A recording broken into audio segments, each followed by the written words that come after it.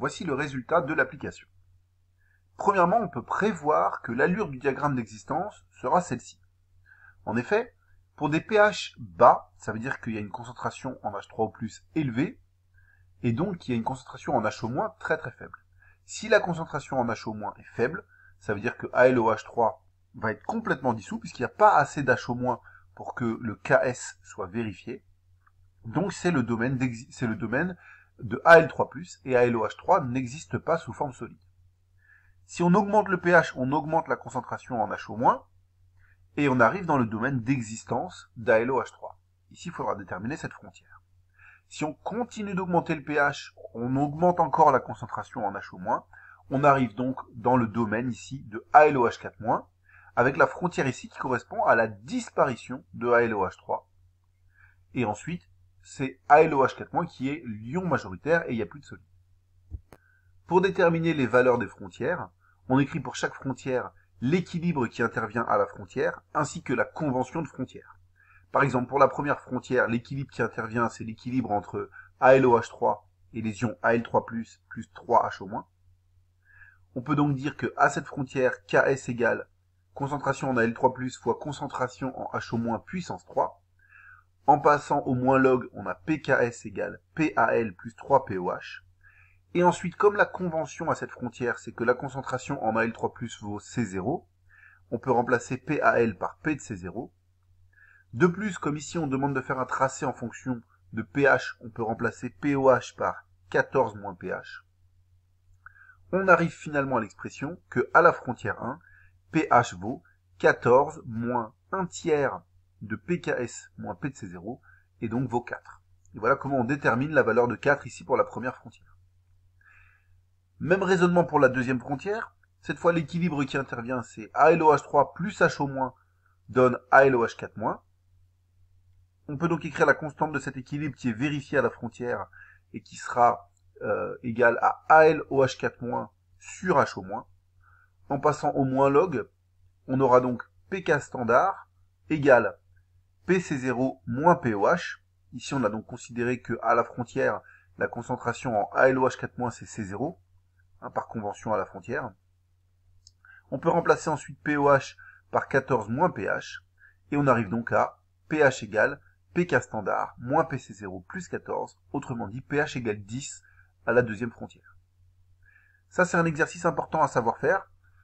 C'est important, premièrement, d'être capable de prévoir l'allure du diagramme d'existence correctement, en sachant quelle sera l'espèce majoritaire à un pH acide, quelle sera l'espèce majoritaire à un pH basique, et entre les deux à un pH intermédiaire. Et puis aussi, en écrivant proprement ici les équations qui se passent à chaque frontière et en considérant les conventions aux frontières, d'être capable de déterminer les valeurs de ces frontières. La chimie des métaux en solution est très importante aujourd'hui, à la fois parce que il y a un domaine qui s'appelle l'hydrométallurgie et qui correspond à la préparation des métaux en les faisant passer en solution, puis en leur appliquant un certain nombre de traitements, dans lesquels ce type de raisonnement va beaucoup intervenir, mais aussi parce que la détection des métaux en solution nécessite de bien comprendre leur comportement en fonction du pH. Donc il y a de nombreux sujets dans lesquels ce type de raisonnement et ce type de diagramme vont être utilisés. Petit b, solubilité apparente d'un solide dont l'un des ions fait une réaction acido-basique. On va considérer pour ce petit b un exemple, l'exemple d'une solution saturée d'acétate d'argent 1, AgCH3COO. Lorsque ce composé se dissout, il forme l'ion Ag+, et l'ion CH3COO-, qui est une base faible. Cet ion peut donc être consommé par la réaction acide-base, CH3CO- plus H+, donne CH3COH, ce qui va avoir une influence sur la solubilité de AgCH3CO. Maintenant que vous savez ça, essayez de prévoir qualitativement l'influence que va avoir le pH sur la solubilité de AgCH3COO en utilisant la méthode du déplacement d'équilibre. Je vous laisse le faire en mettant pause sur la vidéo et je donne la solution dans quelques instants. Voici la solution. Si on considère l'équilibre de dissolution, AgCH3OO donne Ag+, plus CH3CO-. À l'équilibre, QR égale concentration en Ag+, fois concentration en CH3CO- égale Ks. Si le pH diminue, ça veut dire qu'on favorise la réaction de formation de CH3COH à partir de CH3CO-. En effet, souvenez-vous des diagrammes de prédominance qu'on a vus dans le chapitre sur les équilibres acide-base. En pH acide, c'est CH3COH qui est l'espèce prédominante. En pH basique, c'est CH3CO-. Et on a égalité des concentrations entre la forme acide et la forme basique quand pH égale pKa. Autrement dit, si le pH diminue et qu'on est en pH acide, ça veut dire qu'on consomme CH3CO- pour former CH3COH. Ça revient donc à diminuer la concentration en CH3CO-. On voit donc que si le pH diminue, QR va diminuer. Il va donc devenir inférieur à Ks. Autrement dit, on aura une évolution spontanée dans le sens qui fait augmenter QR, donc dans le sens direct de la réaction de dissolution. Pour faire le bilan, AgCH3COO peut se dissoudre en Ag+, plus CH3CO-. Mais si on diminue le pH, on consomme CH3CO-, donc le solide doit se dissoudre davantage pour compenser cette consommation de CH3CO-. On peut donc prévoir qualitativement que la solubilité de AgCH3COO augmente quand le pH diminue. Passons maintenant au calcul quantitatif de la solubilité de AgCH3COO en fonction du pH. Pour cela, on vous demande de déterminer la solubilité de ce solide, premièrement sans tenir compte de la réactivité acido-basique de l'ion CH3CO-, donc un résultat ici théorique où on ignore le fait qu'il y a des réactions acide-base. Ensuite, en prenant en compte les réactions acido-basiques avec une solution qui aurait un pH fixé à 3, puis en prenant en compte les réactions acido-basiques, mais pour une solution qui aurait un pH fixé à 9.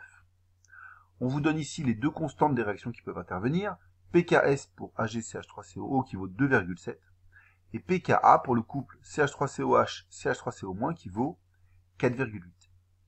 Ici, ces démonstrations sont un peu plus longues, donc faites-les sur une feuille séparée, ou à la limite au dos de la feuille que vous avez, parce que ça prend pas mal de place. Vous pouvez mettre pause sur la vidéo pour faire le petit A par vous-même.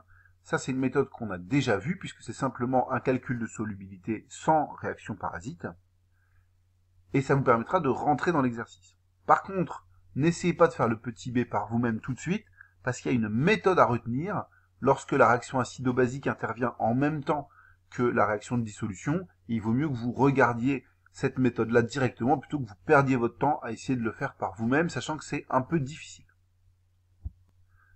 Dans un premier temps, je vous laisse mettre pause sur la vidéo et faire le petit A par vous-même.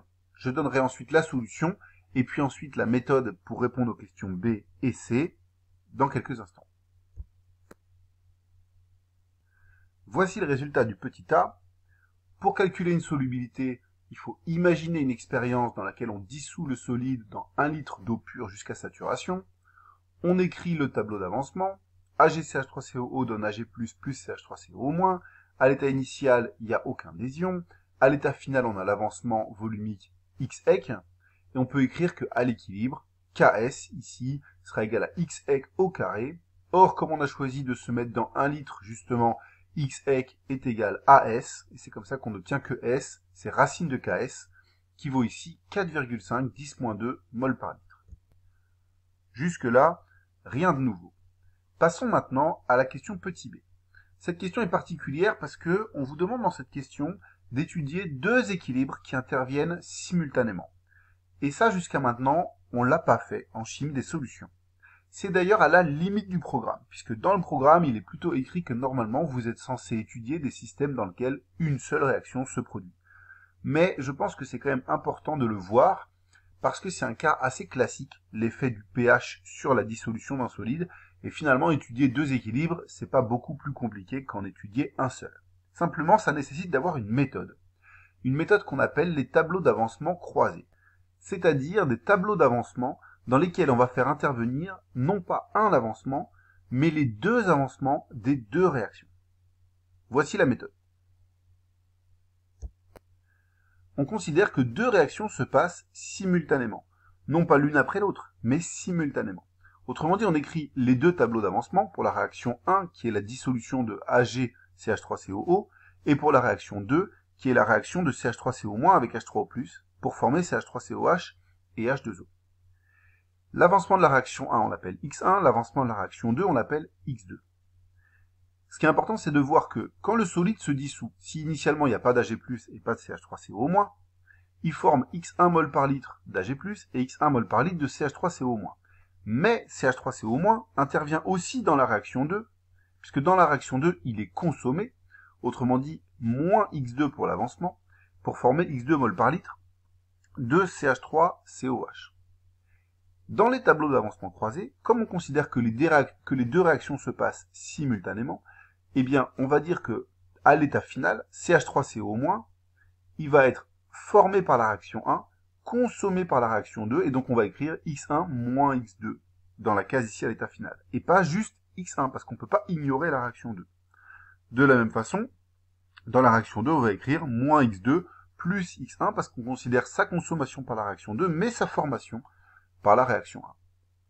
Voilà. Une fois qu'on a compris comment écrire des tableaux d'avancement croisés, le reste est davantage classique, c'est simplement une application ensuite des règles de la chimie et des tableaux d'avancement.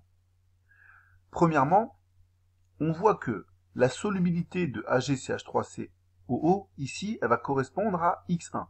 En effet, si on fait la dissolution dans 1 litre, la quantité de CH3COO qu'on aura réussi à dissoudre dans 1 litre, ce sera la quantité d'ion Ag+, qu'on aura formé.